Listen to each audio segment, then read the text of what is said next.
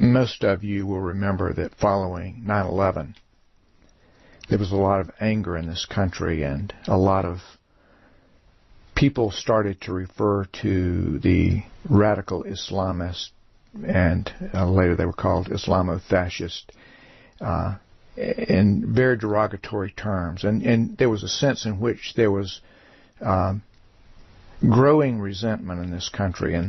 And shortly after 9/11, President Bush, along with a number of religious leaders, got together in a cathedral, and I believe it was in Washington, and they had a service. And I remember President Bush stood before the audience and told the group, and it was on TV, broadcast live, President Bush said, "We all worship the same God." Well, folks, that just is not true. We do not all worship the same God. This world is full of gods, called by many, many names. But there's only one real God, and His name is Yahweh. That's a fact. Now, I can understand why a president of the United States would want to calm people's fears, why he would want to cause people to not be angry toward one another. But the fact is that we don't all worship the same God. The only true God's name is Yahweh. He is our only Savior. He is our only Redeemer.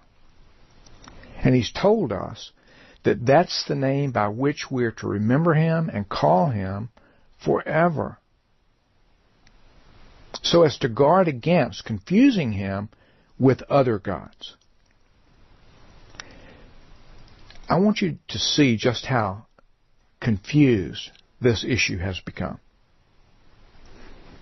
A friend of mine is a preacher, and a few years ago he did a sermon, or delivered a sermon, in which he referred to the name of God as Yahweh. And he actually referred to, in the title of the sermon, referred to the name Yahweh. And he puts his sermons up on the internet, and when he used the name Yahweh in the title of his sermon, he had virtually no hits. Virtually no people came to listen to that site on the internet, to that message on the internet. So he changed the name from Yahweh to Jehovah. And suddenly, he started getting a lot of hits. Now here's the problem. The name Jehovah is not the name of God. That name was made up. It was made up to prevent Jewish people from accidentally saying the name Yahweh. And it was picked up by the King James Bible editors, translators, in 1611 A.D. I'm not going to go into detail explaining to you how this came about. I discuss it at length in the book, His Name is Yahweh. But I will say that it is really interesting to me that when he used, this preacher friend of mine used the real name of God, there was no interest in hearing the sermon. But when he used a name that was made up for God, there was comfort in that name, because that's the name they knew. It is disturbing. It is wrong. It is dangerous for us not to know the name of our God at this time. At a time when we're being told by people in the political sphere and the religious sphere and others in other areas that we all worship the same God, so let's have peace. Well, I'm all for peace, and I'm all for tolerance, and I'm for being open, but I'm not for accepting a lie. And especially when it comes to an issue as important as understanding who God is. Now, according to the Bible, we have one God, and His name is Yahweh. Yahweh told us He's our only Savior, and that He's our only Redeemer. And Jesus, the one most people refer to as Jesus, He told us He's Yahweh. Those are facts. To believe something else is to believe in another God. And if you know anything about the Scriptures, you know that that is very, very dangerous. It's time for the preachers in America to start doing their jobs. If they don't know that the name of God is Yahweh, then they just haven't done much work on this issue.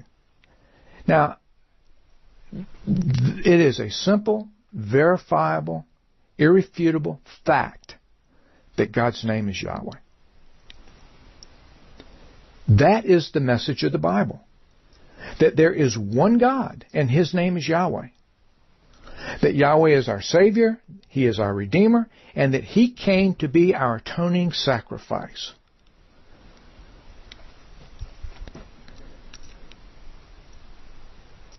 It's time for preachers to start doing their jobs and telling their congregations who God is by name.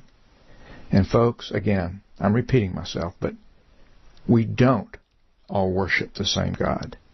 And it is dangerous to move down that path. Because if you do, you'll find yourself accepting an idea that is fatally flawed, and one that can get you into a lot of trouble with Yahweh. And personally, I'm not going to be in that trouble with Yahweh. He's made it very clear. If you reject Him, He'll reject you. And I do not want Yahweh to reject me.